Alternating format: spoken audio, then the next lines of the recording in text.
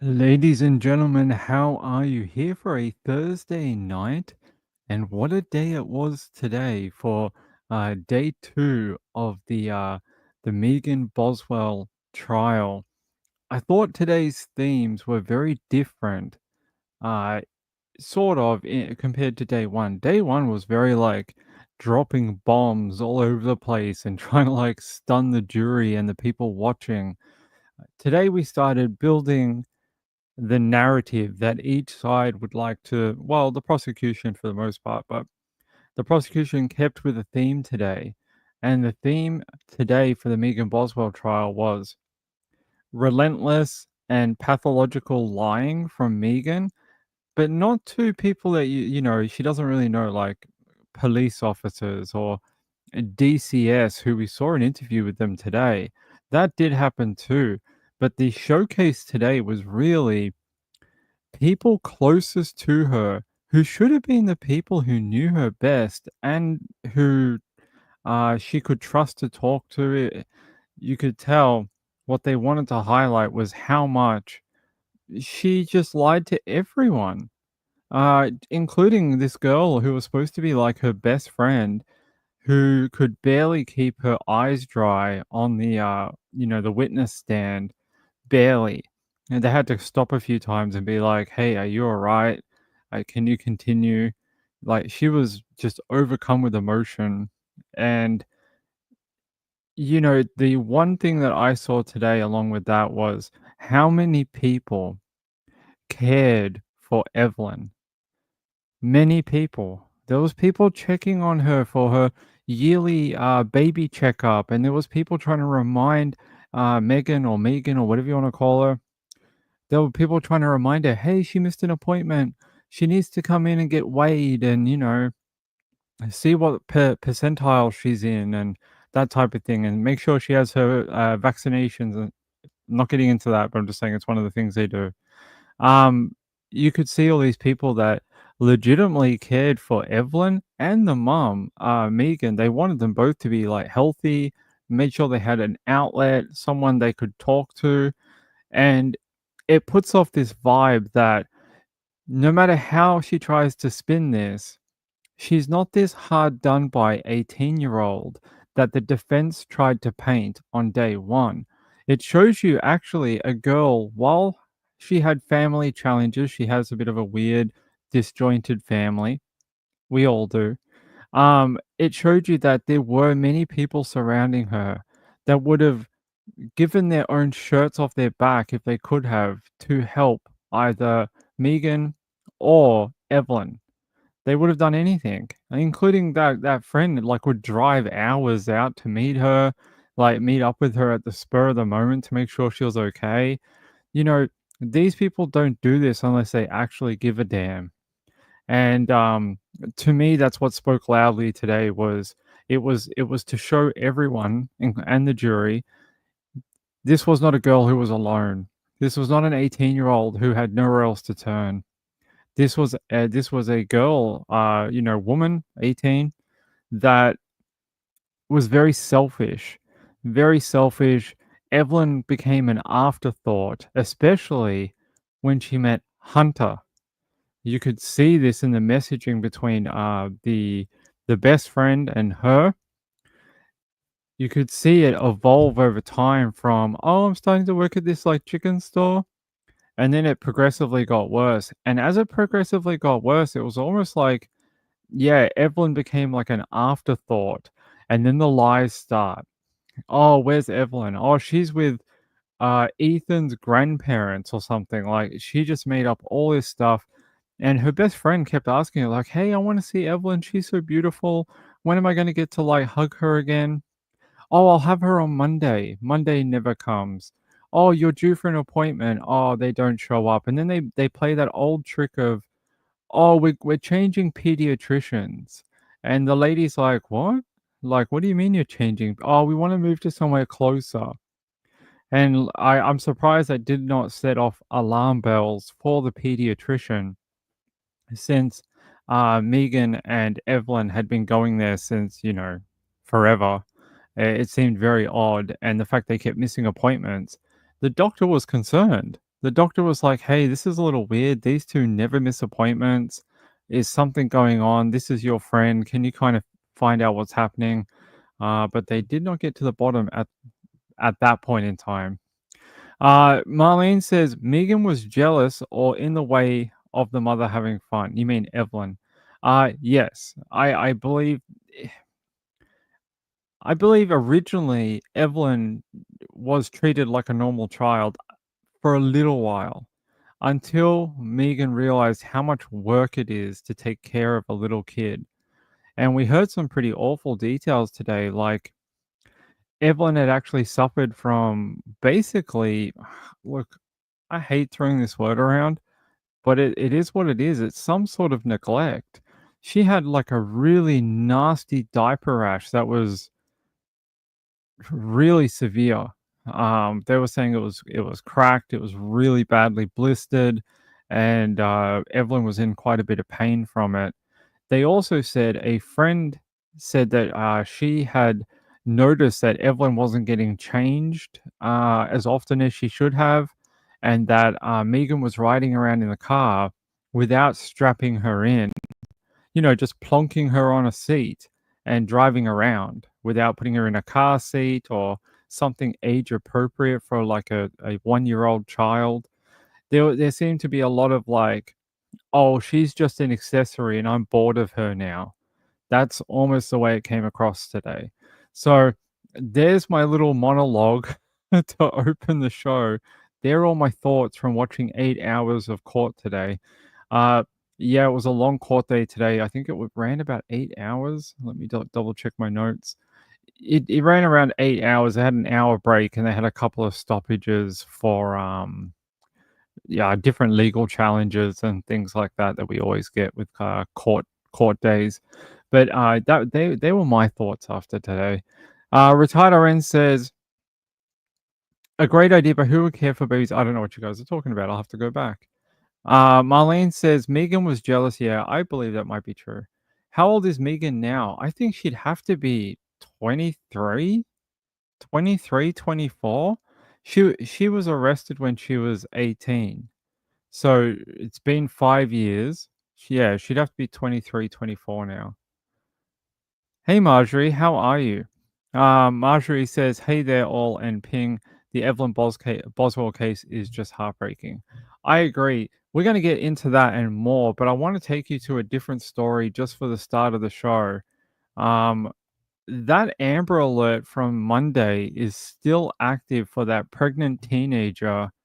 They're still requesting help, and now she has two Amber Alerts spread across two different states, including Arkansas and Wisconsin.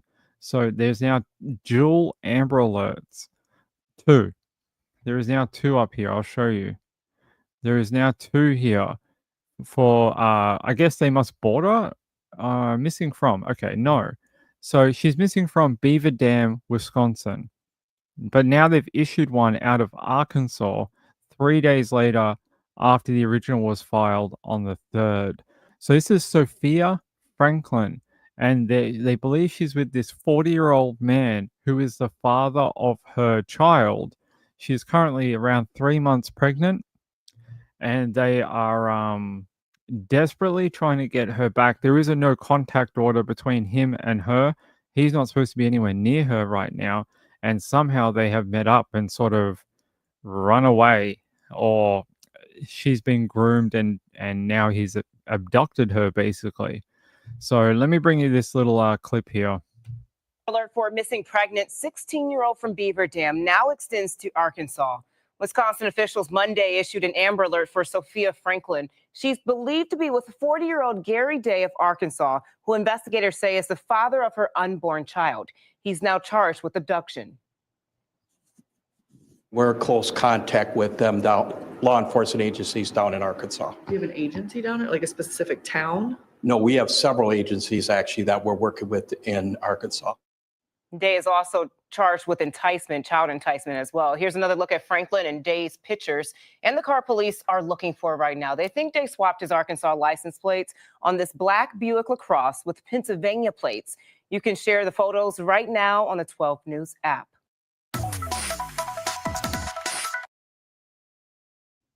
That was 12 News out of Wisconsin. They've got an update here. They're just saying that the Beaver Dam Police Department has requested Arkansas authorities activate now that second Amber Alert for the missing 16-year-old girl.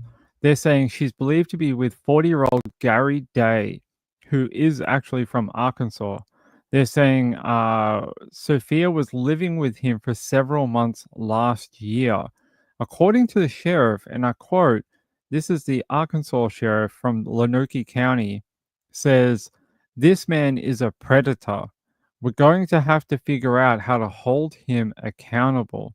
This is the same guy, they believe, has been changing license plates from like Arkansas to Pennsylvania to Arizona to blah, blah, blah. He keeps changing it to try and stay one step ahead of the law. It says here, Gary Day has been on probation since pleading guilty in 2020 to endangering the welfare of his 4-month-old son. Records show the child had a fractured femur. So not only is he a predator, but they are now he's convicted of hurting children. So he's the worst kind of everything. He not only predates on young girls, but he also hurts young children too, physically. So he is a bad, bad guy. He has to be off the street. We have to get him off, get him out of here, into a jail cell, have to find him and get that 16-year-old girl some help. She definitely needs some guidance. She needs some probably medical help and need to make sure her and her baby are okay. So if you are in Wisconsin or Arkansas and you see that girl, call it in to night. I think they want you to call 911. It is that desperate. They want you to call urgently. Here's a photo of her in her green top. She's described as 16 years old. She's a female. She is a white, 16-year-old. She is got brown colored hair, blue eyes, 5'9", 186 pounds. And they describe her as 3 months pregnant. So if you see this girl and you live in Arkansas or Wisconsin and you've seen her anywhere with Gary Day, he looks like a bold dude, bit creepy. Probably looks like he's got someone held in his basement at home. That's what he looks like. Call it in. Wow, all I have to do is run a DNA test and it'll be like Maury Povich and you'll get like you'll get one of those shows where they're like, "Is he the father?" I already pretty sure that they already know he is the father of the child because I remember reading that they already know that. How they know that, I'm not sure. Maybe I don't know. Uh, doesn't say it here, but I did read that they are pretty sure that Gary is the father. Here's Gary here with his chrome dome. You see him, call him in. He's a predator, basically a predator. So that's your update for that expanded Amber Alert for her and an expanded request for anyone who sees him to call it in. Hey BC, how are you? You read that he is also I'm definitely read that he is the father of that child. I'm not sure where I read that, but I thought it was on the Amber Alert at one point. It's not there now, but I'm sure it was at one point. Yeah, it's not on there anymore, but it was at one point. Good to see you all. How are you? Hey, Sherry runs late. Amy, April, Marjorie, Marlene's here. C. Taylor, Marilyn Landis is here. Sean. Who else do we have? I Hate Mornings was here. Sienna. I'm still very sad about Melody. I hope Melody comes back one day. I liked Melody. Rachel's here. Who else? Who else did I miss? Lynn D. Hey, Lynn D. Tharvey. Nikki's here. DJ. Snapcrackle Pop. Rachel. Good to see you all. Yeah, good to have everyone. Ringo. Hey, Ringo. Who else do we have? Nanalana. Can't miss Nanalana. Oh, thanks, DJ. Yeah, she was last seen to believe to be at her home on Sunday at 9 p.m. Is believed to be with 40-year-old Gary Day, the father of her unborn child. So there you go. They do believe that. Hey, Journey. Good to see you. Shad, happy to have you. Uh, Moonlight View. Wildlife maintenance chores. I imagine Moonlight View walks through the forest like Snow White, and all the animals follow her. And she's like, "Follow me, little friends. I'm going to feed you and give you water." And as she skips through the forest, the animals just follow her. She doesn't even have to call them. They just know that Moonlight View is here, and then they just follow her through the bushland. Hey, Marlene. I haven't heard from Reby since we spoke to her on the weekend, but the flooding has somewhat subsided in northern Queensland, and that rain has sort of let off now. So I believe they're doing okay up there now. I Hate Morning says, I'm sure they do. I'm really concerned because the girl and the baby are a liability for him criminally and financially. It doesn't help him if they already know he's the father, though. Like, I mean, he could kill her or something, but they already know. It's not like a secret where he can be like, "Ah, they'll never find out." Like they already know he's the father of the child. It's not like he can hide it somehow. But I mean, the sooner we can find her and get her some help would be good. She's a little too young to be gallivanting off around the countryside with some 40-year-old man. And it's also against the law in Wisconsin. In Wisconsin, the age of consent is 18. It is not 16 like in some other places. It is 18. So he's actually breaking the law.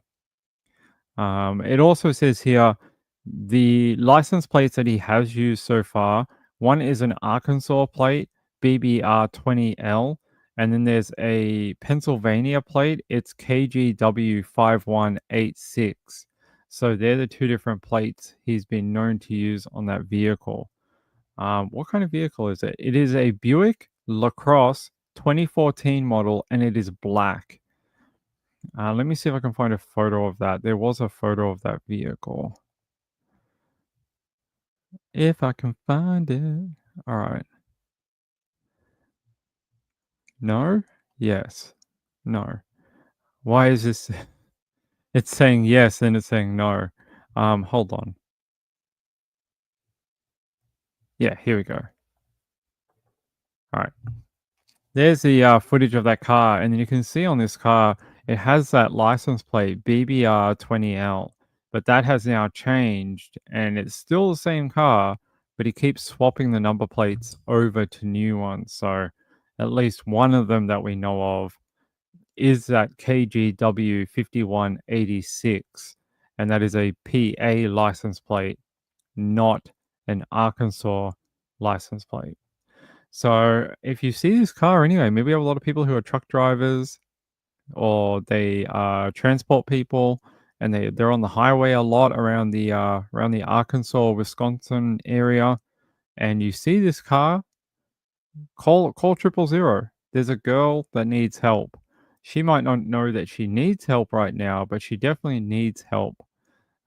She needs to get away from this predator who not only predates on young girls, he also hurts physically young children.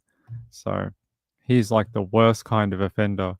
He's like a dual threat. Okay. Something like that. I suspect that to be true. Okay. Uh yeah, she came on the live the other night. That's right. I think they were asking if I had talked to her since that time, but I have not. Hold on. Hold on. Mm,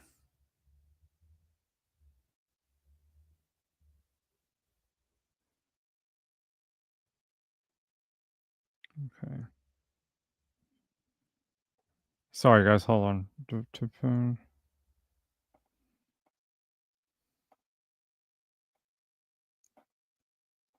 Sorry, Mrs. Ping asking about something about the cats. Journey said he's going to run out at money at some point. Well, we all know the cost of living right now. A gallon of gas is a fortune, so you might be right. I hate morning says I frustrated my state. It is 16. In Australia, it is 16. Down here, the age of consent for sexual activity is 16. But I know in some places around the world it is higher than that. Who keeps messaging me? I'm busy. I'm doing a show. Okay. Okay. That's fine. All right. April said Sophia may be experiencing morning sickness or have an increased appetite.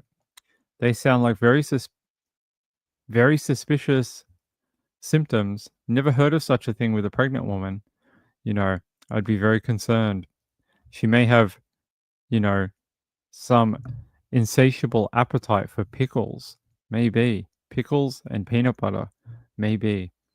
All right. Let's head over to the Megan Boswell trial now. And let's talk about this. I want to show you. Why is my chair squeaking? What the hell? Sounds like I've got a weird. My chair's making like squeaky noises. I'm going to have to oil it like an old front door.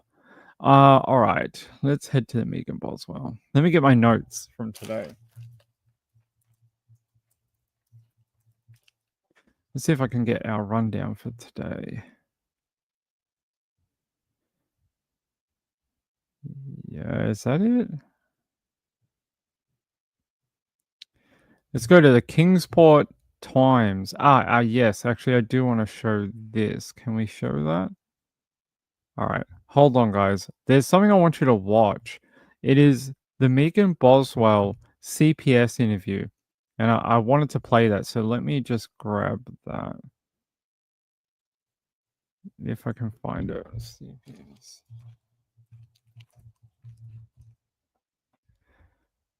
Good work, Ping. Hold on, guys. I'm sorry. I don't know why my links are not working.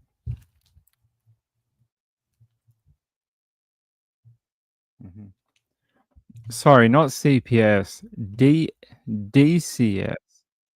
Yeah, I'm going to take you over here to WJHL. I don't want to play all of this. I just want to play the few minutes here. All right. Listen to what Megan has to say during this interview and her reply to what she's being asked about Evelyn. Does not have the baby. But I don't know where she's at, so she hasn't yet or left. He has not seen that baby since he was down here for Christmas. He has seen her. I promise you, yeah. And he went back to where is he at? Fort Polk, Louisiana. Are you sure he didn't take her with him? Lord, I don't know where he is though. Does that not concern you? I mean, yeah, but like, you all not know at all where she is? No. Well, what can we do? That's what we're trying to figure out. Can you put out like an Amber Alert or something? When is the last time you've seen her? I guess more than a couple weeks ago, it was around January. Well, he went back.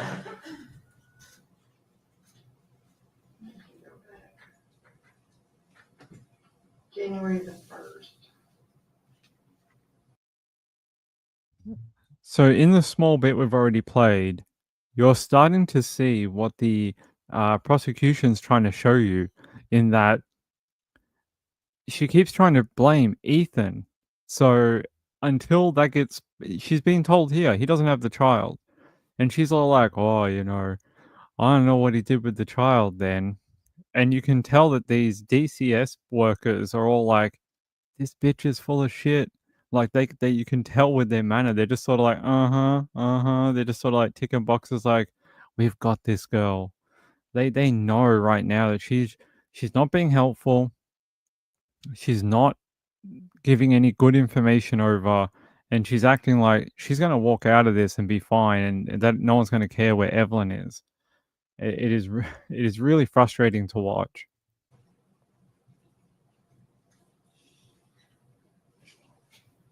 And he did not take her with him. Well, then I don't know. I really don't like, what do you do when your child's missing? And you told us you were gonna meet him tomorrow in Colonial Heights. No. What was that about? I was gonna try to contact him again and meet me. You said you lived in Memorial Boulevard. That's where the last time that I went to go see her was. How was you gonna contact him and said that you did that phone number? I was gonna try to message him from Hunter stuff. Get hold of him.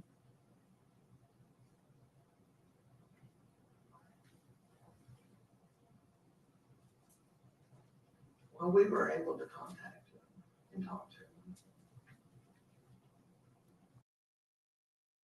I love that. So she spends a lot of this interview talking about how she keeps trying to message him and he won't reply. And she's like, I've left voicemails and I've been trying to call him and I've been trying to leave messages and I messaged him on Facebook.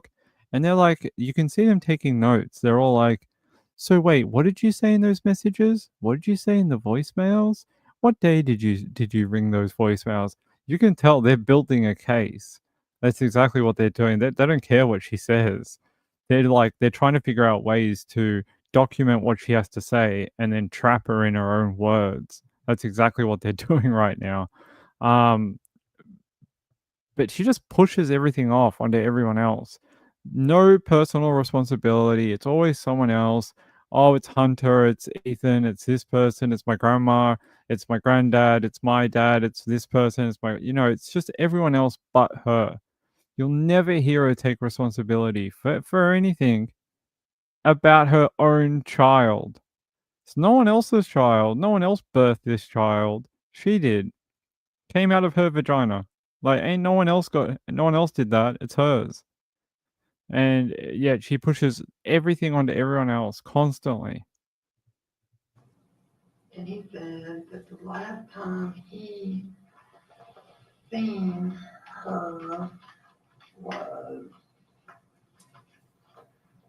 you come up and seen him in late November, early December, And he came back up in December. right? And then you came over New Year's, and you didn't bring the baby because she had the flu.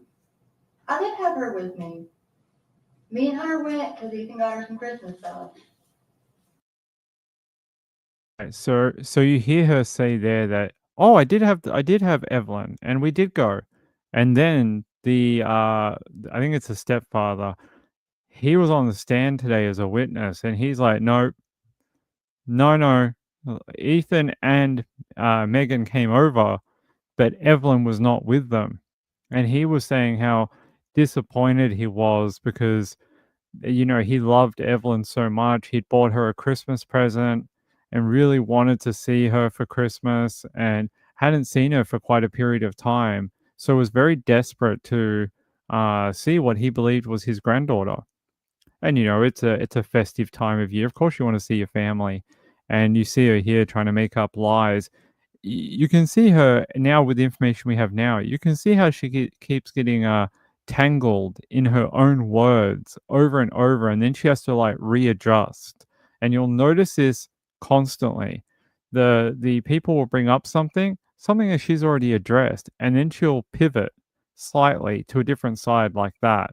And it can't be lost on these DCS and police. They must have seen this type of stuff before. They know that what she's saying is not the truth. Like they just have to know. It is, yeah, it is quite frustrating. I almost punched my screen about 10 times watching her speak today. She's a very frustrating individual to, like, watch the trial on. You didn't have her with you because she had the flu I and didn't have because of the her. grandmother. I didn't have her with me. He says you did. Well, I did. I don't care what he's telling you, I did.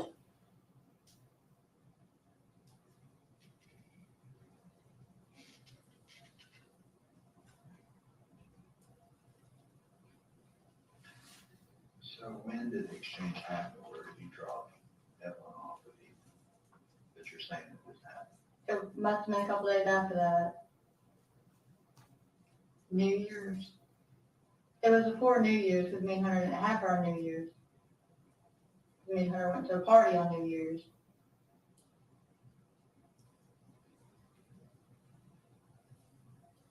So how long you and Hunter been together? A couple months.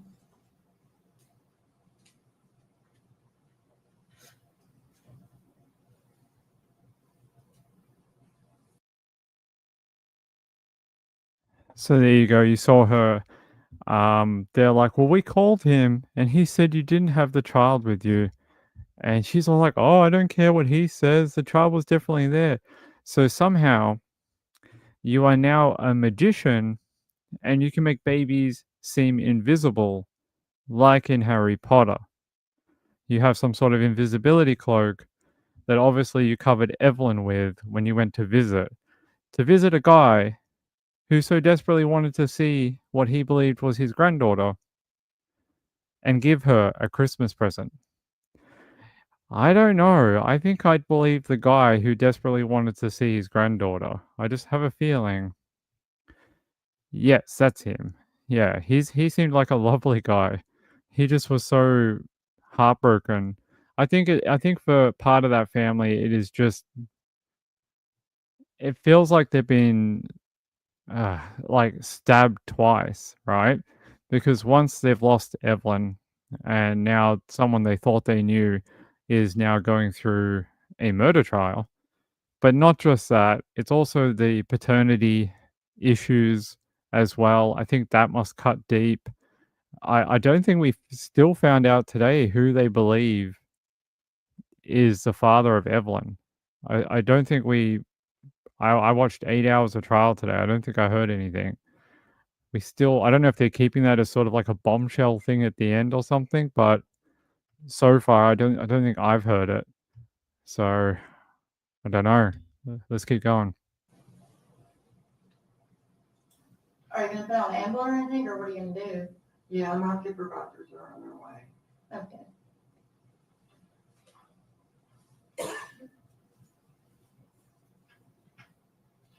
And what was the conversation like that you had with Ethan that you dropped her off? Well, I mean, he was really hateful with me because Hunter was there. He wouldn't even let me like pull up the driveway, drop her off, and maybe walk it up.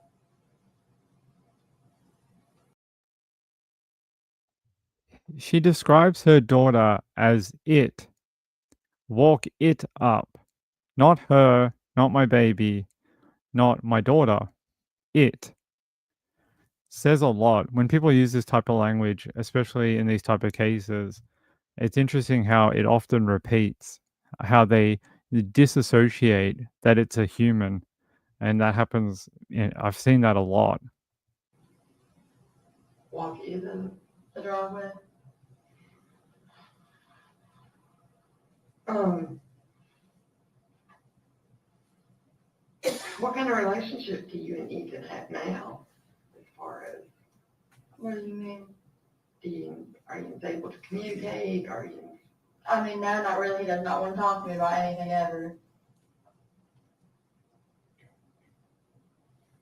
He's been that way since me and her got together. He barely talks to me. Have you communicated through text messages or anything like that? You've not sent him any text messages? I've tried to call him and he doesn't answer me. Have you tried through text messages to contact him?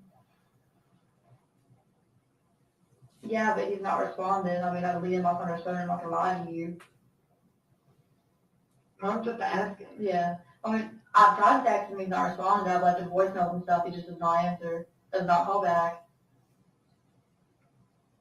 And what do you ask him in these text messages or voicemails you're leaving? Well, I've been like, hey, can you call me? I want to see her. He just does not call back.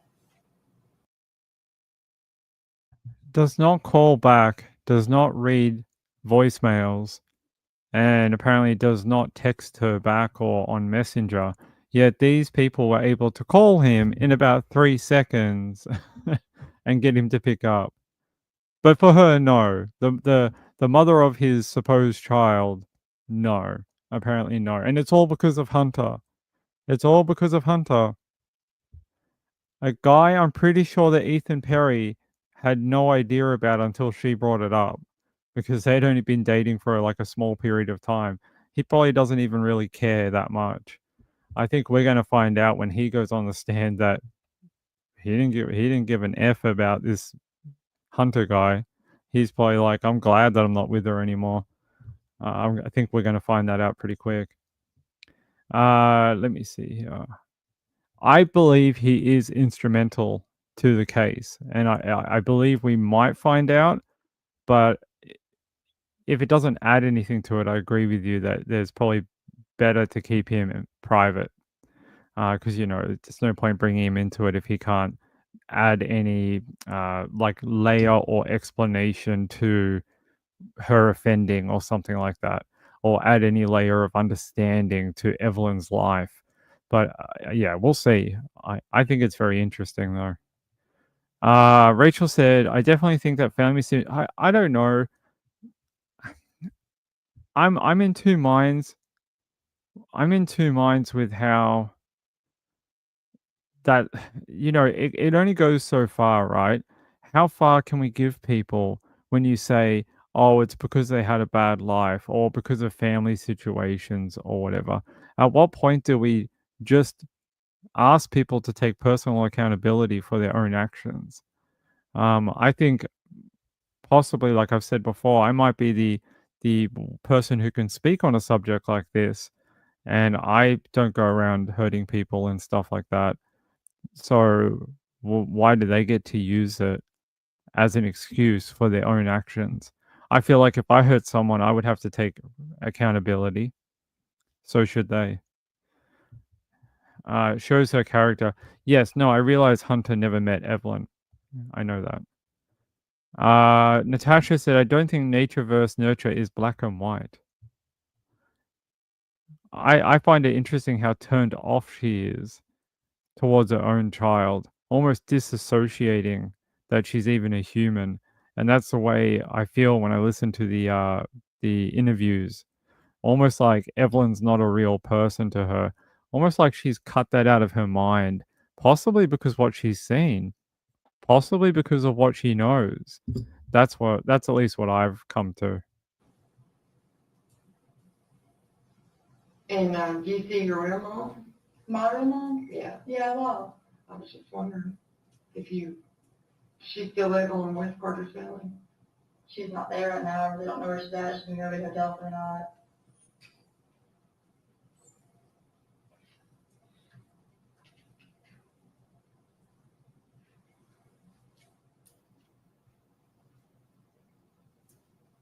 If, let's just say, if Ethan was to leave the baby with somebody, who would he leave it with? I mean, I really don't know, because, like, I know when Ethan was in the Army, he did not talk to his family. And really, when he was gone in the Army and I had Evelyn, we really didn't talk much. Which is why we're not together now. I mean, he just for like months and weeks without talking to me. Never really helped me out with her the whole time that I had her and he was in the Army. So, I mean, I really don't know who he talks to, who he fools around with or nothing. He didn't talk to his grandfather or the ones. I mean, I guess he did when he came up here, but like as far as I knew, anytime that like they tried to contact him, he just didn't respond.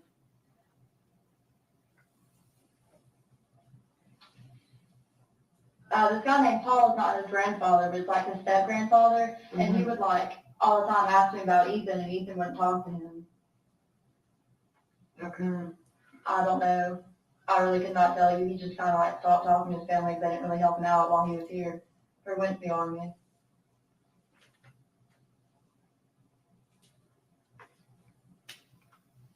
And you don't have a phone? No, I'll use others. You need to get your phone. Okay.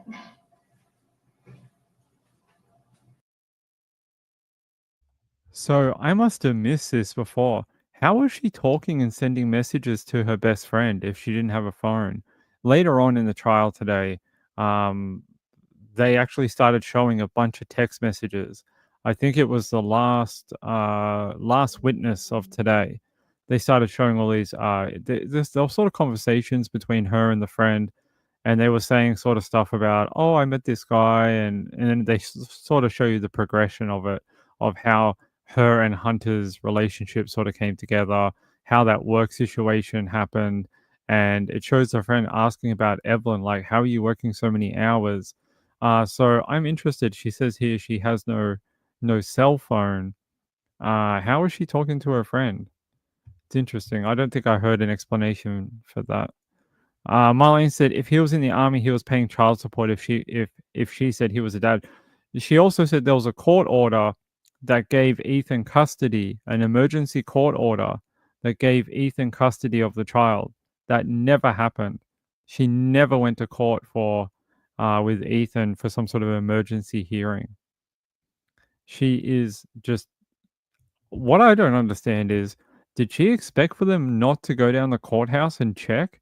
Did she expect them not to like pick up the phone and be like, "Hey, let's call the county clerk and find out was there an emergency child court hearing for Evelyn Boswell?" It's a 3-second phone call for an investigator to make. It's bizarre to me. Bizarre. Yeah, I was the last two. Sorry. Yes, that's right.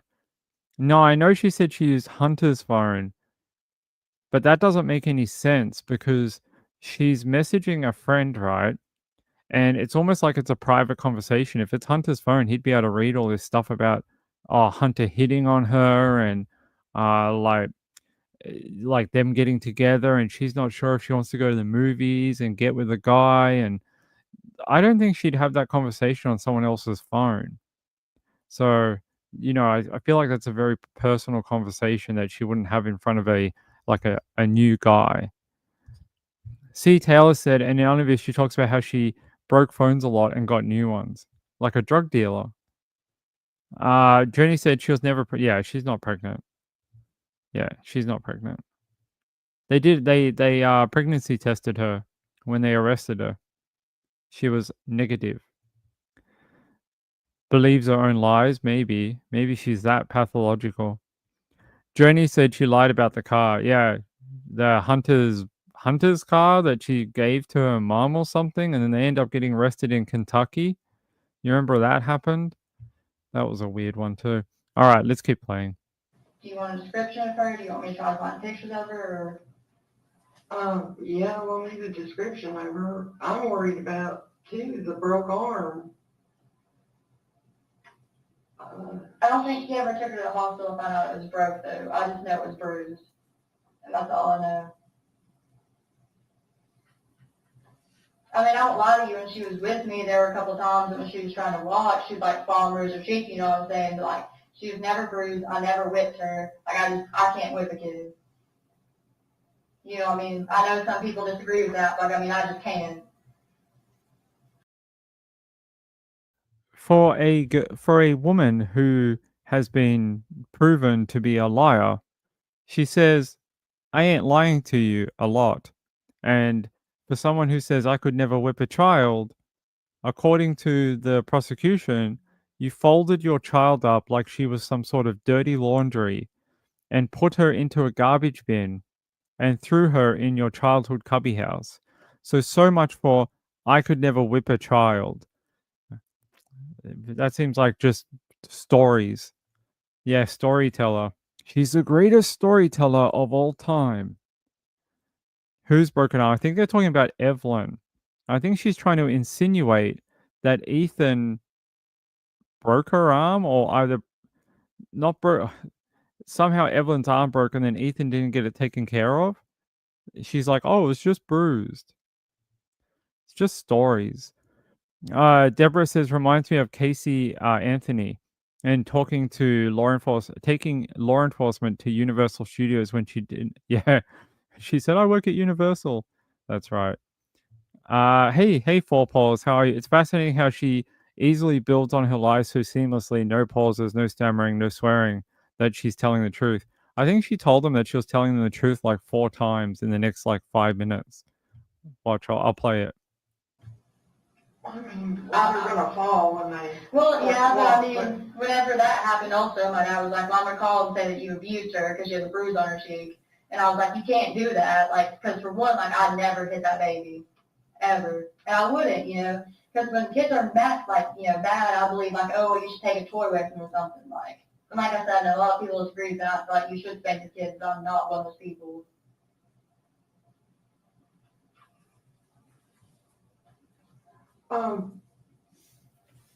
Now when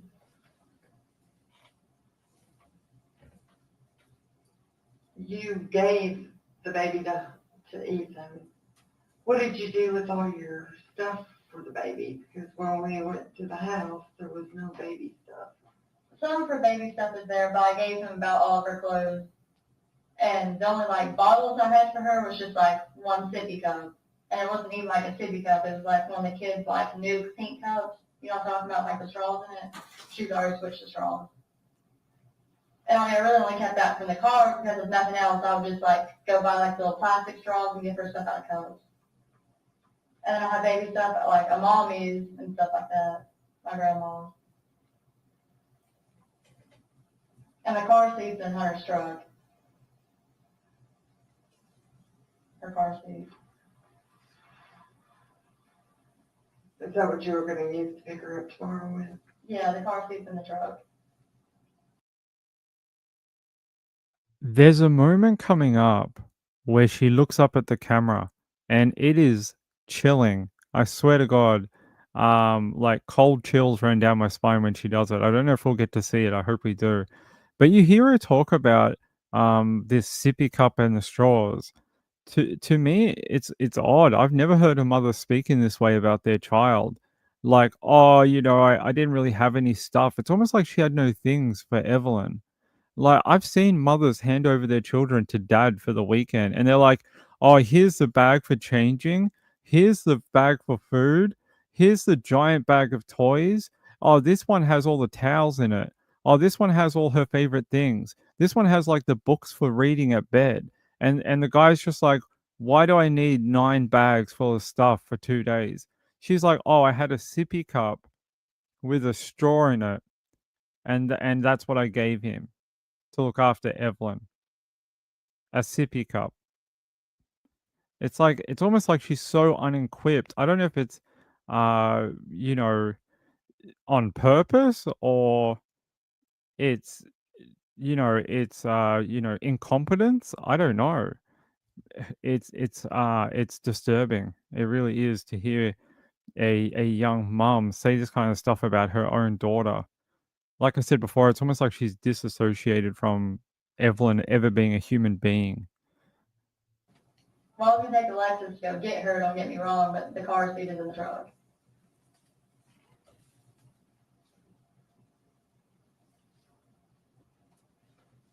So,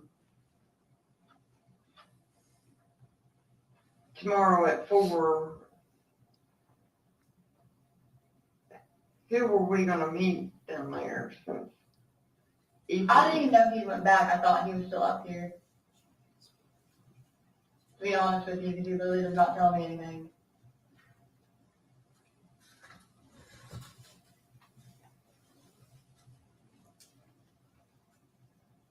And when did you make the arrangement to meet him tomorrow?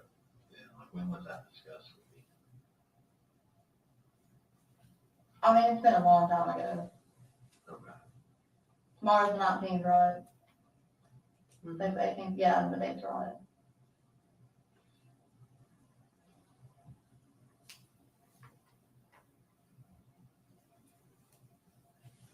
Was it after he took Evelyn with him?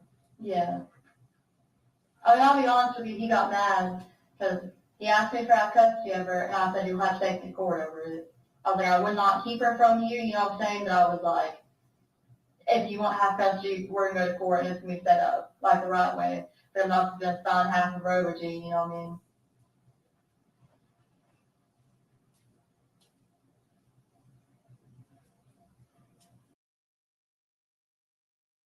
sign half her over to you like she's half a pizza that you've lost in a bet of poker. Like you're gonna have to sign half that pizza over to me. You know, you didn't win that game of blackjack, so now you're gonna have to sign that half a pizza over. It's very a weird way to talk about, because in that little statement, she's very defensive. Like, oh, I would never give my child up to Ethan. He's gonna have to take me to court. You know, I would never sign her away. Like it's odd, very strange. Diane says, I felt so bad for her friend who took the stand today. Yeah, the girl with the glasses, with those glasses, she just seemed devastated. Like almost like she would have taken Evelyn if she had been asked. You could see that she cared for Evelyn a lot. And she'd asked about her a lot. She's like, when can I see her? I really want her to come over. When will you be in town with her? And Megan had lied to her, saying that she was with Ethan. And she's asking her like, when will Ethan bring her back? You know, she's so beautiful. I really want her to, you know, come over and I want to hug her. And it's very sad to see that her friends and people on the orbit of Megan were more loving to Evelyn than it seems like Megan ever was. You know, it seemed like she was loved, at least for her short little life, by some people around her. That gives me some little bit of comfort. Um, Thavi said she had lied so much that it become a reality. Yeah, definitely. It is disturbing to listen to. And this is the first, this is like one of the very early interviews. She did something like 8 or 9 interviews with authorities. That's why they started charging her, because she kept running around in circles in these interviews like what you're seeing today. This is just one of them. I think there's 8 or 9 if I remember reading the document right. That's why they got so frustrated with her at the end. They're just like, you know what? You are just talking utter bullshit. We're going to charge you with making a false report, and we're just going to throw you in jail until you tell us the truth. And she's been in jail since 2020 because of her lies, and obviously for allegedly hurting her daughter. But the first thing she was charged with was just lying to authorities constantly. So Rachel said, I definitely think she would have cared for her. I think so. That friend, I think that friend now has a child of her own, if I remember listening to her testimony today. And I definitely think she would have taken Evelyn in. Definitely. She seemed like she had more love for Evelyn than, you know, a lot of other people.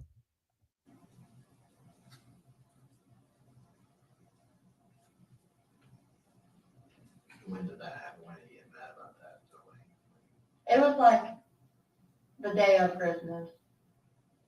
When did you all officially break up? Sometime in November, I don't know, to be honest with you. When you went down there to see him? Yeah.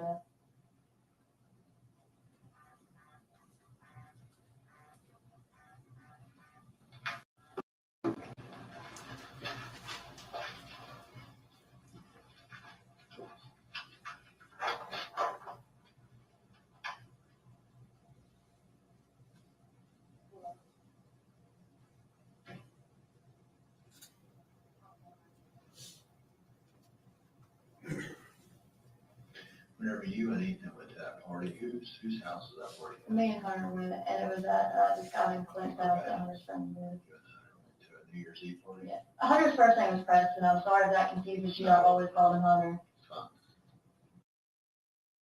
All right, I don't know why we're zoomed out here, but it should go back in a second. Let me check some things here. Marjorie says the first friend to testify has a child born the year after Evelyn. Okay, I must be mixing them up. Yes, one of them had a baby, and she talks about how she had her baby after Evelyn. That's right. Both seem like lovely girls. Rachel said, I think the defense would use. Yeah, that is very interesting. That is not a line of you know, inquiry that's been brought up as of yet. Yes, her friends seem lovely, to be honest. Although one of them seems a little attention seeking. I think it's the one with the red ponytail. But hey, whatever, take your limelight when you can get it, I guess. But they both seem to have some caring for Evelyn. Yeah. All right. Let's see if we go. Will we zoom back in? Let's have a look. Okay, we do over here. Let's go forward a little bit. So what do you think about the entire situation? Well, I mean, I don't know what's going on. I want to know what's going on. I mean, like, I'm kind of panicky on the inside. You know, I mean, I don't know what to do. There's not really much I can do. That was Michelle, she's on her way down to get this all started. Is that your supervisor? She's one of the ones that works with me, and there was no supervisor. They're on their way from Kingsport. Okay.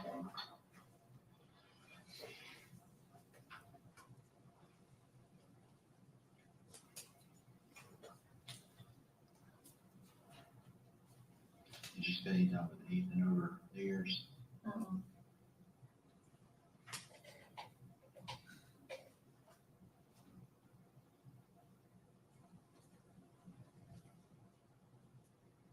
Like I said, I know he went back down to Louisiana, wherever he's at.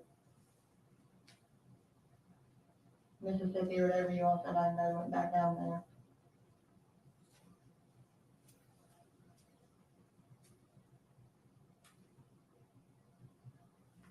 So he told you he was living in Kingsport.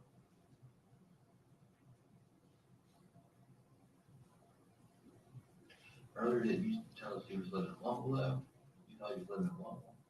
Well, it's that apartment in Kingsport or Bluntville, because it's on Memorial Boulevard, in between. I'm sure.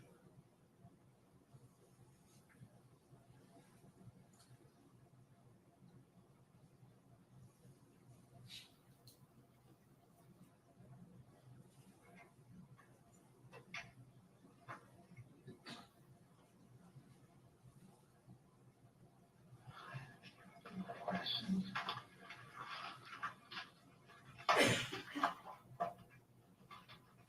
So what do you all do when Amber Alert's out?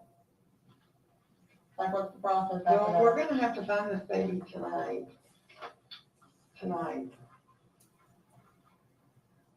And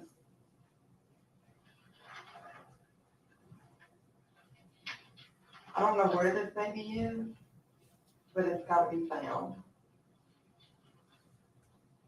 Well, what happens if we don't find her or not? I don't know. I've never run into this in my 20 years here. I'm sorry, but I'm going to take a little bit of a pot shot here at Tennessee authorities. Did you just say that in your 20 years of doing this job, you've never run into a child that's been missing for longer than 24 hours? Your national, or not national, but your state Amber Alert list would beg to differ, and that you have an extraordinary list of missing children out of the state of Tennessee, one of the worst in the US. And the Tennessee authorities have a reputation for not closing child cases quickly, that they last for years. They don't put a ton of resources after a certain period of time. They have a very poor reputation for this type of stuff. Not having a go at them, just saying that it's an odd thing to say to Megan. In 20 years, I've never seen a case like this when they just have one of the longest lists of missing children I think I've ever seen. It's a odd thing to point out.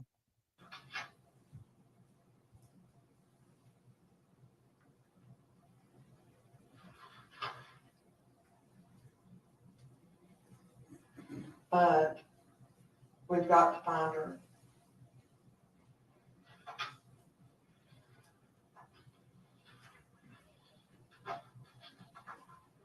And Ethan doesn't have her, you don't have her. Where did this baby go? I don't know.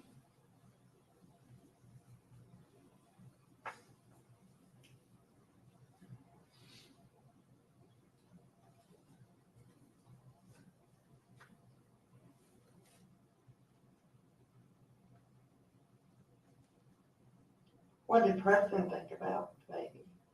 What do you think? Or Hunter, do you call him Hunter? Yeah, that's his middle name, I'm sorry. Okay, I thought well, something there. well, I didn't know what you called him, but was Hunter jealous of the baby? Because No. he was by another No, person? I was just asking, because some people, you know, are like that. no, he's not like that. You know, maybe one of the questions that popped in my head, maybe he didn't want the baby. Ethan? No, Hunter. No. But Ethan and I used to get into it, and he used to tell me he didn't want Evelyn and that I wasn't his baby. We used to have fights like that all the time. I'd be like, I'll give you DNA test, I know this child's yours. I'll give you a DNA test. I know this child is yours. And she says that Ethan and her used to fight all the time because he didn't believe that the child was his. Well, he seems to have a very good paternal instinct because he was dead right. The child isn't his, and she just made it up. Another one of her lies to trap a guy into probably supporting her, and I reckon he must have had a feeling, because he just really only not. I'm not going to say he did the bare minimum, but he just, I don't know. I don't know the word I'm trying to find, but he just sort of kept on a distance for a lot of it, and I wonder if he just knew. And Nikki said she knows what she did was wrong, otherwise she wouldn't lie. No excuse being from a bad home. There's only so long we can defend people that are from bad homes before we have to say, hey, you're a grown up now. If you have your issues, then you need to take responsibility and go get help. And if you can't do that, and if you commit crimes in the meantime, we're going to have to hold you responsible. Like, that's just how it is. Yeah, we showed them last night. Yeah, I reckon he did. Marjorie said TN has a horrible track record when it comes to missing children, going all the way back to the time that that woman in the 1950s and 40s. I don't know. She doesn't display the classical clinical symptoms for postpartum psychosis. She doesn't display it correctly. Not for that.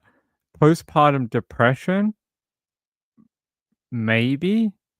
One of the symptoms is actually disassociation from your child.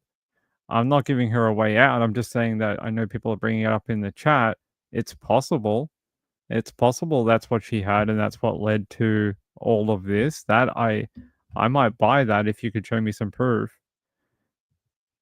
Marjorie said they ran an illegal adoption agency that stole children. Yeah, I do seem to remember something about that. I remember watching a news documentary about it. Yeah, it doesn't look like psychosis. She's not displaying the correct clinical, things that you get with it. Depression, like, yeah, I agree with you, maybe. Because yeah, one of them definitely is not wanting not wanting your child, but believing there's no connection between you and the child, and they sort of almost disown it in a way. I don't know. The depression, the psychosis doesn't make to me. Just I'm not a doctor. I'm not a lawyer. I'm not a psychologist. But I've done a few postpartum psychosis cases, and I don't know about that. But the postpartum depression, maybe. She is very early in her postpartum. She's under 18 months, and it seems to have degraded over over that 15 months. It does seem to have degraded. So I don't know what her clinical records say, but it is interesting. She did not form an attachment after giving birth. It is strange though, because she gives off some weird signs every now and then that she does have an attachment, but I don't know if she's doing that thing where she's giving people what they expect her to have. Do you know what I mean? Like, they want her to say certain things about the child, so she gives them what she thinks she should be saying. to sort of like, yeah, play it off. Definitely a pathological liar. Rachel said, I don't remember the defense bringing anything up about mental health in their opening. No, I don't. No, I didn't hear anything like that. Marjorie said, I'm really perplexed as to what the heck went down here.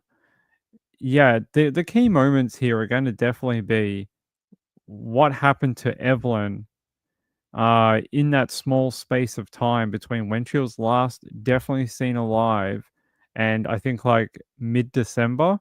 Like, what are those events? And I think that's what we're building to over the next couple of days.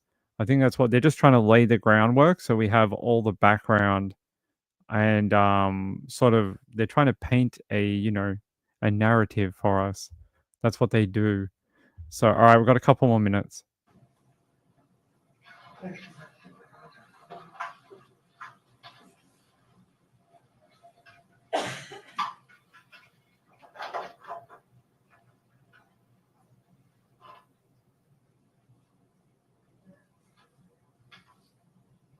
Leaving out.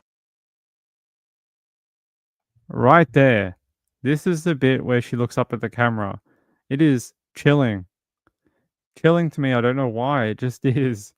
And she looks up at this camera and almost like now that the lady's gone, the act, the pantomime that she's putting on, she can stop it.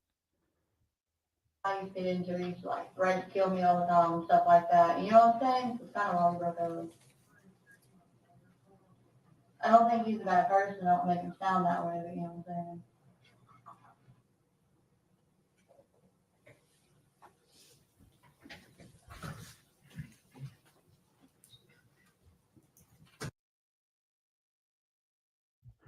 All right, we're done. That was I'll just read out the people here. That was courtesy of WJHL. Thank you to WJHL, great news agency. Appreciate using that video. Thank you. Rachel said, could be as simple as my new boyfriend doesn't want kids. Yeah. Retired Aaron said if she really had postpartum psychosis, I can't imagine why they wouldn't plead a mental health defense. Yeah, I think they would have led with that. I think that would have been their opening statement, is that she was like, the opening statement would have been different. It would have been, this was a mother, a young mum who, was overwhelmed and, suffering from a, mental health and medical condition of postpartum. We've all heard about it. Like, it would have been something like that. And that's not what they went with. They went with this. They basically trying to say it's an accident and that she covered up the accident to avoid being held responsible for it.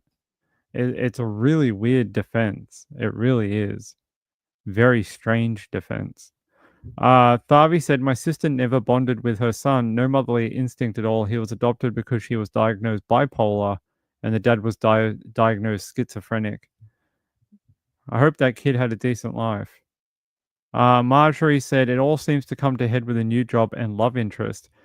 Yeah, that is, you see it. I don't know if I have the text messages. I can grab them. But you see it progress. She starts working more hours. She starts hanging around with Hunter more. And her friend even is asking, well, what about Evelyn? What about Evelyn? Like, who's taking care of her? Like, you've been gone for multiple days. You've been at Hunter's for like 3 days. Like, when are you going to go home and take care of your baby? And she's like, oh, my grandmother's looking after it.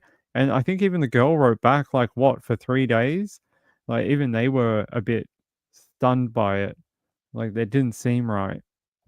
Kathy said, my daughter struggled to bond with her firstborn. That's very sad. I hope your daughter has overcome that. Thavi said, I could not focus on it because it made me uncomfortable. Because she was afraid. Yeah. It is the most immature, just disgusting excuse she could have come up with. It's almost like they got the brief of evidence from the prosecution and went, what kind of piece of crap can we come up with to explain this? And they went, oh, I know. Let's blame someone else again. Let's try and blame Hunter. Let's try and blame Ethan. Let's say Hunter rolled over in the bed and crushed Evelyn. Again, trying to blame someone else other than herself for the demise of her own child. Too many times we give these mothers, too long of a stick. At some point, you have to say, stop it with trying to blame everyone else. That child is yours. You are ultimately the one responsible for that kid. It doesn't matter if that kid stole a hang glider, drove to the cliff face and jumped off and was found at the bottom of the cliff. It's a one-year-old child. It's still your responsibility. It's still your child. You're still the only guardian for it. That's a bit I can't overcome with her stupid defense opening statement. Thavi said I couldn't focus on it. Yeah, it's no excuse. I agree. Take some responsibility for your own actions. I agree. At some point, we've got to stop giving people the benefit of the doubt.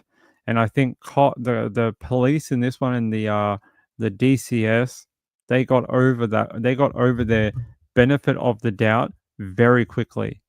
They knew that what she was telling them was not making any sense, and that there was a child somewhere, and she probably knew where it was. It was, lucky that her dad was somewhat more honest than she was, and allowed police onto his property to search for Evelyn. Kathy said 21 years later she's doing great and a mom of 4. I'm happy to hear that, and I'm sorry that she went through that. That is not very nice. So that was the big bit from today. I wonder if I can find the interviews with the witnesses. Hold on. I just want to see if we can find the text messages because they're very interesting. That's not it. Let me check my list of crap. Where is no. Yes, here.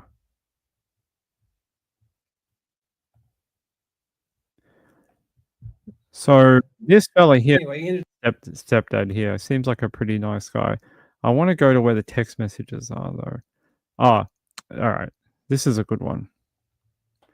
Let's go here. So this is them talking about the baby's 1-year baby checkup. Like you go for, how they're going, what percentile are they in, that type of thing. How much do they weigh? Are they eating? Are they hitting their milestones? That type of thing. Ping doesn't even have a kid, and I know this type of stuff. I don't even have a baby, and I know you're supposed to go to that. All right, let me go back just a touch. All right, here. What it says, can you tell me what it is? It's the text thread of off of Messenger where we're talking. Okay. And is that a fair and accurate representation of your conversation via Facebook Messenger with Megan Boswell? Yes. Okay. We'd ask that to be admitted as exhibit number 64, Your Honor.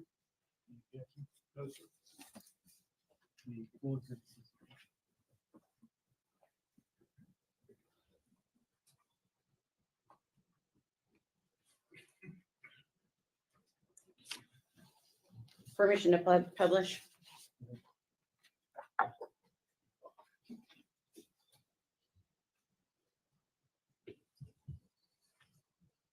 Your Honor, we've got a few more of these. Would you like for me to leave the Elmo up until we're done? Okay.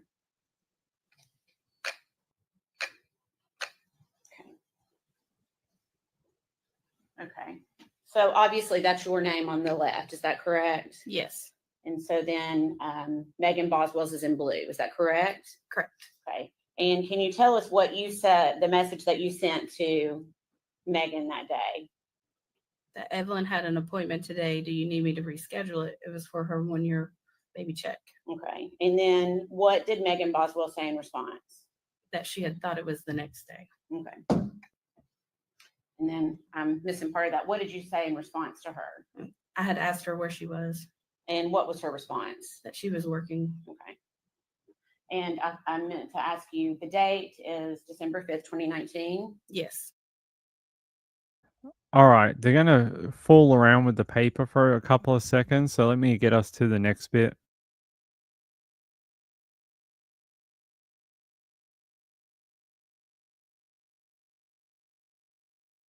I believe so, yes. Okay, do you recall when you rescheduled it? I don't recall the date, no. Okay, I'm gonna pass you,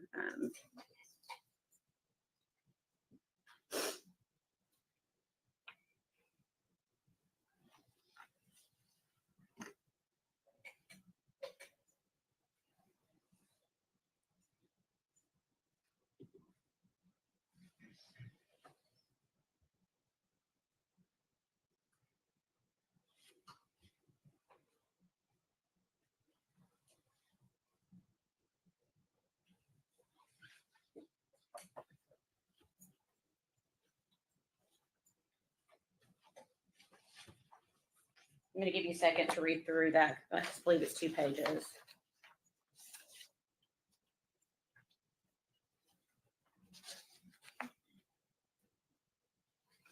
Okay, do you recognize that? Yes, Is that a fair and accurate representation of an additional conversation that you had with the defendant? yes, And how did you have that conversation? through Facebook Messenger. And what is the date of that conversation? December 6th and December 11th. Okay. And does that December 6th date help refresh your memory on the date that her appointment was rescheduled for? Well, I did ask about the baby's appointment today, so I would say that I did reschedule it for the next day. Okay, so that would have been December 6th? Yes. Okay. Your Honor, we'd ask that be made exhibit number 65, please. No objection. No, sir.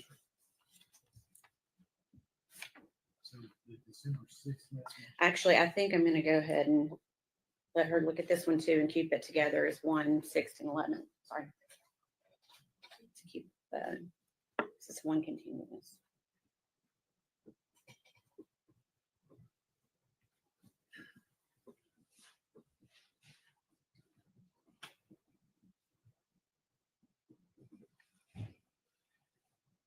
They did this for a lot of the day. They just sort I'll of give you one additional page for that same exhibit. If you could just take a look at it, please.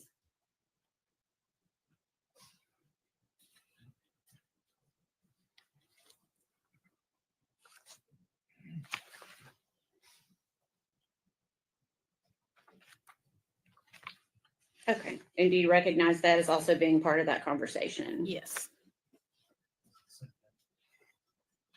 Does that go into the date of December 11th as well? Yes. Okay. It has to be that collective exhibit number 65. I promise we're gonna get there.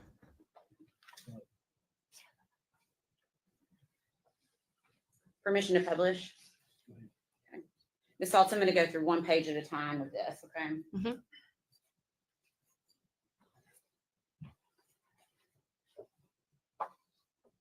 So again, this is the day after that first missed appointment, is that right? Yes. Okay. Can you tell me the date of this conversation? December 6th, Okay, and what do 2019. you, I'm sorry. December 6th, 2019.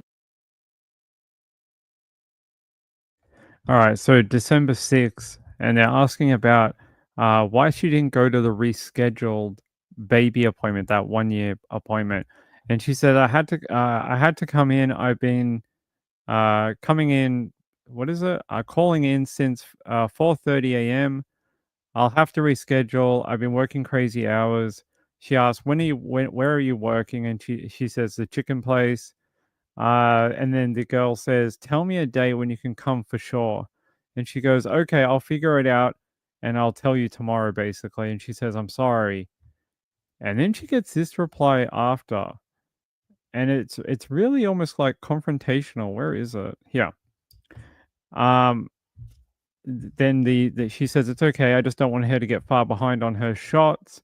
And then it says, Megan says, "Can my dad and Ashley bring Evelyn to the doctor for me? I've been busting my ass with work from 4:30 in the morning to 6:30 p.m. at night, and then staying after to clean too." And then she says, "Yeah, they can bring her. It's fine. Do I need to make her an appointment?" And Megan says, "When Dad wakes up, I'll ask when he can. Thank you." And then there's another bit if I can get to it. I just don't want you guys to have to listen to like court stuff. It just goes on forever. Uh, uh, uh. Maybe we went past it. Maybe Ping went past it. There's a bit where she asks about, Megan replies and says, "Oh, we're changing pediatricians to somewhere closer," but it's not coming up on here. That's weird. Maybe Ping's got the wrong point. Yeah, here. See, they ask her, so that one was on December 6th. This is now on December 13th. Casey asks again, "Is Evelyn coming today?" And there's no reply for a few hours. And then Casey asks again, "I need to know." Dr. Pugh is asking, she's not happy about Evelyn missing all these appointments. And Megan suddenly replies a few minutes after that on December 13th, 2019, saying, "I'm switching her to a pediatrician closer to me. I can pay for her missed appointments or whatever." You can see Megan is just trying to find any way out of these sticky situations where her daughter has to be present for something very important. And she, just trying to find a way out. You can tell it's very confrontational, especially because this doctor seems to actually care about Evelyn and Megan or Megan and is chasing this up because they want the baby to come in. They want to make sure the baby's okay. It's had some, nappy rash issues and things like that. They want to make sure she's progressing in her life. And as you can see, she's saying, like, the doctor's worried about you. Like, why are you missing all these appointments? And she's like, "Oh, we're going to switch to a pediatrician closer. I can pay for her missed appointments or whatever." After this girl, Casey, has been reaching out to her constantly for almost 2 weeks, basically, trying to chase her up. "Hey, what's going on? You need to come in. These appointments are very important. She needs to have the vaccinations and things like that." And, it's probably state law or something. And she's just trying to find loopholes so she doesn't have to do it. Thavi said, "My sister's idea of being a mum was 4-hour visits at the mall, pushing the kid in a stroller." That's interesting. Retirement says, "My daughter showed up on my doorstep with a crying baby, walked away, didn't come back for 2 days. I was glad she knew enough to make sure her baby was safe and walk away for a time." Well, at least she was smart enough to do that, right? At least she knew the baby was number one. And if she needed some time out, she could do that, but leave it with someone who could care for the child. Showed some responsibility. So I think they're basically the big ones from today that at least I wanted to show you. Let me see if there's anything else. This is the step grandfather here. Really nice guy. I think if we can find that little bit. And so I'd set that up with her. Okay, yeah, right here. I just want you to listen to this in relation to the interview you just saw with DCS. Now listen to him and what he has to say about Evelyn and Megan coming over so he could give Evelyn a Christmas present. Told her I would like to meet her. And so she met me and my wife at the Cracker Barrel. And we got to meet her. Okay. So something that was important to you to get to see your granddaughter, right? It was a great granddaughter. Right. Yeah. Great granddaughter. Sorry. Yeah. Yes. All right. And you said this was late October 2019. Okay. Did you see Ethan at any point in time that year? Not before that. I didn't see him until right before Christmas. Okay. And what happened right before Christmas? I had tried to get Megan to bring Evelyn to the house. I wanted her to give her a gift and get to see her. And so I'd set that up with her. And then I found out Ethan was in also. And anyway, ended up getting them both to come. I didn't know if they were going to come at the same time, but they did. They came at the same time in the same car. All right. So they both came over to your house there in Johnson City. Correct. Right before Christmas. Correct. Okay. Was Evelyn with Megan? She was not. Okay. Was Evelyn with Ethan and Megan? And he says she was not. And you know what's sad? You see this man here, when he talks about Megan, Evelyn, when he talks about Evelyn, you see his face just light up. He was so happy to have her in his life, and yeah, it's really sad. You see how happy he was at the mention of her name, and this ties back to that DCS interview where she tries to say, "Oh, I definitely took the kid. I definitely took the kid. I took it. You know, he's lying." Well, you hear the man on the stand right here tell you that his son and Megan rocked up to his place without the kid. Does that not strike anyone as weird? I would feel weird going to my in-laws' place if I had a child, like a grandkid, and not bringing the grandchild. Like, I would feel weird. I'd feel like the first thing they're gonna ask me is like, "Where's the child?" And like, they don't care about me. They want to see the grandkid. Like, I would feel really just, not right to go to someone's house like that far, and when he's expecting Evelyn to be there so he can give her like her first Christmas present, which is so cute, and not bring her but bring my ex-girlfriend and and the son. Like, it's very odd. Dr. Pugh was your kid's doctor till she retired. Okay. Yeah, it is heartbreaking, I agree.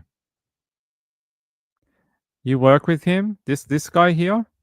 He seems like a very nice guy. He seems like he really cared about Evelyn as well. But yeah, I think if I go back slightly, you'll see. Where is it? Right here. When you hear watch his face when you hear Evelyn's name mentioned. He was not. Did you inquire where she was? I did. And She told me that Evelyn had the flu and was staying with her grandmother, and that she was sick and didn't want to expose us. so did you go on to visit with Megan and Ethan while they were there? We did. You mentioned that you had Christmas gifts for Evelyn. Correct. Did you give them to Megan? I did. After she left, did you ever get any photos or messages or anything that showed Evelyn with the gifts that you'd given her? Oh, I asked her before she left the house. I said, "Please send me a video of her opening her gift," and she said she would, but I did not get that. And then later, I did text her and ask her if Evelyn liked her gift, and she said yes. You never saw any photos? Never saw any photos. You testified earlier, mentioned that you got to see Evelyn in late October 2019. Yes, sir. Did you ever see her after that? No, sir.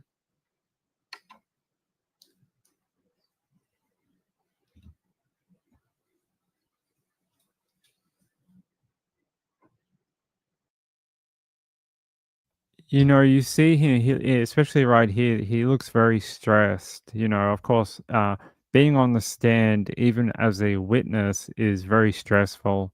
You're trying to recall details, you're trying to say the right thing, you're trying not to misspeak anything. But every time they bring up Evelyn, it's very easy. You can tell he speaks very, very easy. He talks with a lot of passion for her, and he smiles a lot. Not like this face. He has a lot of brightness in his face when he talks about her, and you can tell he's like, I wanted to have a video of her opening her Christmas presents, and Megan said she would give it to me, but she never did. And you see how sad he is. Like, I must be hard. Like I said, it's a double-edged sword for them because it's not actually their grandchild anyway, and they would have had to find that out after the fact. It must be very hard. Yeah. Hold on. So they believe Evelyn died. Oh, wait, now I'm confused. It's early December. No, early December was the last time she was seen. So I'm guessing that's when the last time she was alive. Rachel said, how could she hurt all these other family members too? I know. Yeah, I agree, Deborah. You can see the pain in his face. Like, he goes 1 minute from being really excited to talk about her to then realizing that she's dead. and she's never going to come over to his house again. He's never going to get that video of her opening Christmas presents that he picked out for her, and to realize that it's not even his grandchild. Retired RN said, and to face his granddaughter who is accused of such a heinous crime. Someone they let into their home, someone they went out to dinner with, someone like they, I guess, for a period of time thought was a potential daughter to their family. In addition, along with the little kid, Evelyn. I mean, it's been all ripped away from them. Some people describe that as having their future torn away from them. Because when you get a little older, you live through your grandchildren, you live through your own children, and it must feel that way for them. Rachel said, "Oh, I can understand that." This seemed a little different though, because it seemed like Megan had a close relationship with someone that worked there, that woman. Um, Not only that, but the doctor seemed to have known them all throughout her pregnancy, and through Evelyn's short little life. So it seemed a little like of a closer relationship. There's a lot of intertwining people. Yeah, it must be hard for him. I don't. I wouldn't want to switch places with him for any money in the world. I wouldn't want to be on the stand. I wouldn't want to have to go through this. It must be very, very extremely painful and extremely personal for them. I Hate Morning says, when you switch doctors, though, the doctors get all the medical records. Yep, they do. They often send the big file. Well, they used to send a big file. Now they just do it digitally. But yeah. All right. I think that's it for tonight. I think I'm done. I think I've covered everything I want to cover. I hope to be back in the morning. No guarantees. I've been having some problems finding a live stream that I can use without getting absolutely decimated by copyright strikes. Now, I've emailed the court, but I didn't hear back. I was hoping to hear back by close of court today, whether I could have the link. So there is a link apparently, but I haven't. Been given it yet. Hold on a second.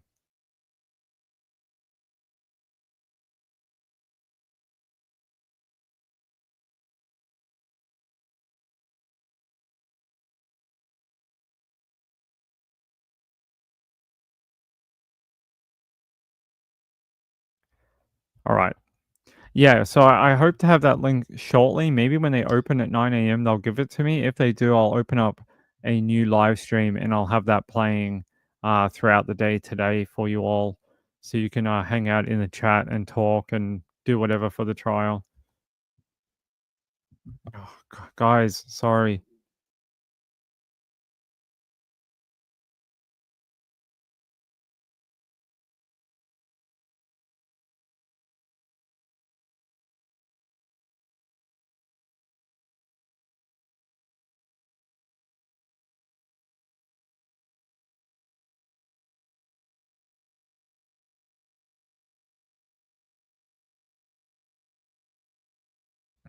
Sorry, she's being wants more information. Yes, thank you very much. I appreciate it. Love you all. I know the trials are not for everyone. There are a lot of people who don't enjoy this part of true crime. I will try mix in some more like normal stuff that we do from tomorrow. I know that it's not everyone's cup of tea. Yeah, thanks, Moonlight View. I appreciate it. Thank you for everything. Thank you to all the mods, Tharby and Gayla and Kathy Lynch and Moonlight View. Thank you all so much. I really appreciate it. Hey, have a great day tomorrow, Friday out there, and I'll definitely be back. We'll definitely be back, and I will see you then. I'll see you then. Love you all. Hope this was a pretty good yeah, normal's a spectrum. Uh, I hope this was a good recap for you if you weren't able to watch all 8 hours. I didn't have everything that happened today, but I pulled out the bits that I thought were really important and I tried to give you as much context as I could and I tried to match them up as best I could. And yeah, I hope it gives you some insight so you don't have to sit through 8 hours and 48 minutes and 1 second of trial. That's what it was today, 8 hours 48 minutes and 1 second, almost 9 hours. So, yeah, I hope that was valuable to someone out there. And I will see you all tomorrow. By the way, I just want to thank these people for leaving a comment yesterday. Pandagram, thank you very much. Who else? Amy as well. I'd like to thank JDR, Catatonic. There was a few others too. I'd like to thank Gayla left a comment as well. Unbox Life with Laurie. Thank you for your emails. Kathy Lynch. We get a lot of people. JS the Cat. Hey, my friend. You know, I'm missing my friend from the UK who always comments every night. She hasn't commented in a while. I hope she's doing all right. I haven't seen Moon Shadow commented too. Thank you very much. JDR, Marjorie, JS. I'm missing my friend from the UK. I hope she comments tonight. I am very worried about you. Haven't seen you in a while. Thank you, Deborah. I appreciate it. Until tomorrow. Good night. See you later. Sleep well, everyone. Bye.